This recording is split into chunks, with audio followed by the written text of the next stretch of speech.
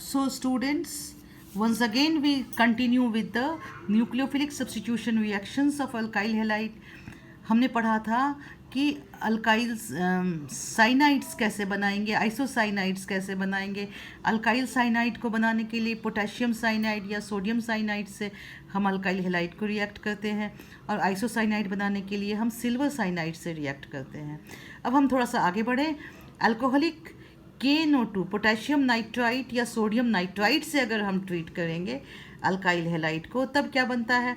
ऐसे में हमें मिथाइल नाइट्राइट, अल्काइल नाइट्राइट मिलता है. पोटेशियम नाइट्राइट या सोडियम नाइट्राइट से हम रिएक्ट करेंगे तो अल्काइल नाइट्राइट मिलेगा. जैसे अल्कोहलिक KNO2 है, इसको CH3Br से ट्रीट किया तो we will be getting CH3ONO, that is methyl nitrite. Alright. और अगर हम सिल्वर नाइट्राइट से ट्रीट करेंगे तो हमें नाइट्रोएल्केन बनेगा. सिल्वर नाइट्राइट से ट्रीट करेंगे तो नाइट्रोएल्केन कैन बी ऑब्टेन्ड. जैसे C2H5Br प्लस AgNO2, तो we will be getting C2H5NO2, nitroethane, AgBr साथ में साइड प्रोडक्ट. तो यहाँ पे भी डिफरेंस है. अगर आप सोडियम या पोटेशियम नाइट्राइट लेंगे तो अल्काइल नाइट्राइट मिलेगा. अगर सिल्वर नाइट्राइट लेंगे तो आपको नाइट्रोएल्केन मिलेगा. अब इसका रीज़न क्या है ये हम आगे डिस्कस करेंगे. अब नेक्स्ट रिएक्शन है reaction with alcoholic ammonia. Ammonia को जब आप रिएक्ट कराएंगे अल्काइल हैलाइड से तो you will be getting primary alkyl amine RX plus NH3. NH3 is also a nucleophile क्योंकि इसके पास लोन पेयर है, तो it will be forming RNH2 plus HX, that is 1 degree alkyl amine, 1 degree amine. अब ये 1 degree अमीन तक ही रुक जाएगा रिएक्शन कि ये आगे 2 डिग्री 3 डिग्री भी बनाएगा. ये डिपेंड करता है the proportion in which RX and NH3 have been taken, दोनों की रेशियो पर.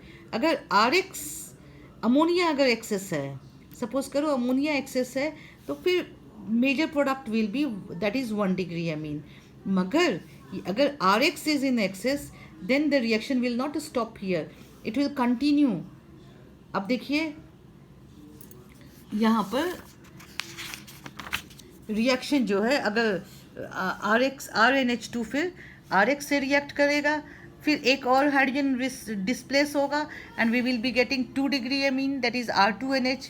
फिर अभी भी इसके पास एक H है, तो फिर एक मॉलिक्यूल RX से रिएक्ट करेगा, फिर वो हाइड्रोजन भी निकल जाएगा and we will be getting 3 degree amine, tertiary amine R3N.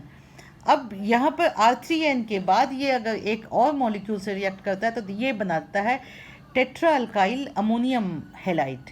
ये एक क्वाटरनरी सॉल्ट, अमोनियम सॉल्ट बना देता है, जिसमें अमोनियम सॉल्ट में क्या होता है, कोई अमोनियम सॉल्ट जैसे NH4X NH4Cl है, तो चारों हाइड्रोजन्स जो है अगर अल्काइल ग्रुप से रिप्लेस्ड हो जाते हैं तो ये कहलाएगा टेट्रा अल्काइल अमोनियम हैलाइड.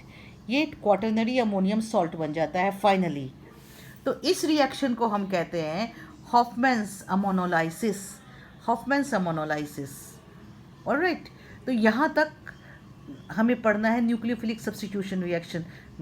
अब आगे हम देखेंगे न्यूक्लियोफिलिक सब्स्टिट्यूशन रिएक्शन की मैकेनिज़्म को पढ़ेंगे, मगर उस मैकेनिज़्म को समझने से पहले हमें एक इम्पॉर्टेंट प्रॉपर्टी सीखनी पड़ेगी, जाननी पड़ेगी, that is related with optical activity, optical isomerism and the facts related with that.